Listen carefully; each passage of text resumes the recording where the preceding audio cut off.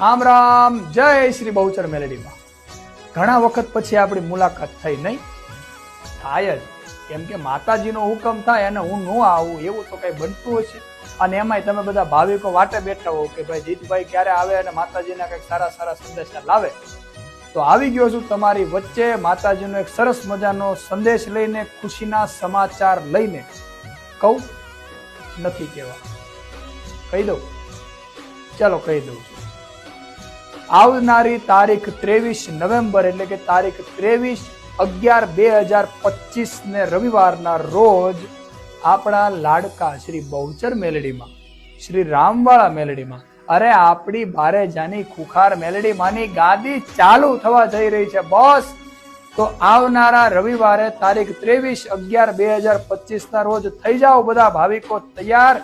ધામધૂમથી માતાજીના ધામમાં આપણે સૌ મળીએ અને માતાજીના અનમોલ અને માતાજીની મીઠી વાણી સાંભળીએ, માતાજીના પ્રવચનો સાંભળીએ. અને સાથે સાથે એક બીજી ખુશી મને એ છે, એ પણ તમારી સાથે શેર કરવી છે કે આ 23 તારીખે આપણા માળીનો જન્મ દિવસ પણ છે. તો ડબલ સેલિબ્રેશન છે. માતાજીના ધામમાં આપ સૌ પધારો એવું ભાવભર્યું આમંત્રણ છે. મિત્રો, આમ તો તમને કોઈને કંઈ કહેવાની જરૂર નથી, પણ માતાજીના આદેશ મુજબ હું તમને ખાલી એક વસ્તુની ટકોર જરૂર કરીશ કે માતાજીના ધામની અંદર જે પાર્કિંગ વ્યવસ્થામાં જે સેવકો છે, એ સેવકો કહે એના પહેલા આપણે જ આપણી ગાડી વ્યવસ્થિત પાર્ક કરી દઈએ તો કોઈ સેવકને તકલીફ ના પડે એવી રીતે સેવકો જે કહે એ રીતે ગાડીઓની પાર્કિંગ વ્યવસ્થા આપણે વ્યવસ્થિત કરીશું.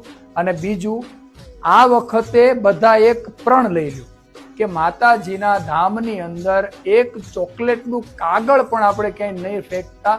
સ્વચ્છતાનું પણ ધ્યાન રાખીશું, પણ આપણે આ વસ્તુનું ખાસ ધ્યાન રાખીશું. હવે ઘણા લોકોના મનમાં એ પણ સવાલ છે કે અમદાવાદ પાસે બારેજા ક્યાં? તો નેશનલ હાઈવે નંબર 8 પર આવેલું છે બારેજા ધામ. અને માતાજીની ગાદીનું જે એડ્રેસ છે એ છે હરિઓમ પાર્ટી પ્લોટની આગળ, મીરા ફાર્મની સામે, બારેજા ગામ, ટીપી રોડ. બસ સેવાના ભાવથી બધા આવો છો માતાજીના ધામમાં, માતાજીના ગુણગાન કરીએ અને મજા કરીએ. થાય એટલા પુણ્ય કમાઈએ અને માતાજીના મીઠા મીઠા એ શબ્દો, માતાજીની મીઠી મીઠી વાણીના આપણે સૌ કાનને તરબતર કરીએ અને માતાજીના અને ભગવાન શ્રી રામચંદ્રના ગુણગાન કરી અને પોતાના જીવને, પોતાના આત્માને તૃપ્ત કરીએ. બસ મિત્રો, વધારે કાંઈ નહીં કહેતા, મળીએ છીએ આવતા રવિવારે તારીખ 23/11/2025 ના રોજ. સમય છે સાંજે 4 વાગ્યાથી રાતના 11 વાગ્યા સુધી. આ મેસેજને એ તમામ ભાવિકો સુધી પહોંચાડજો કે જે લોકો બારેજા ધામમાં આવે છે, યા તો જે નવા ભાવિકો બારેજા ધામમાં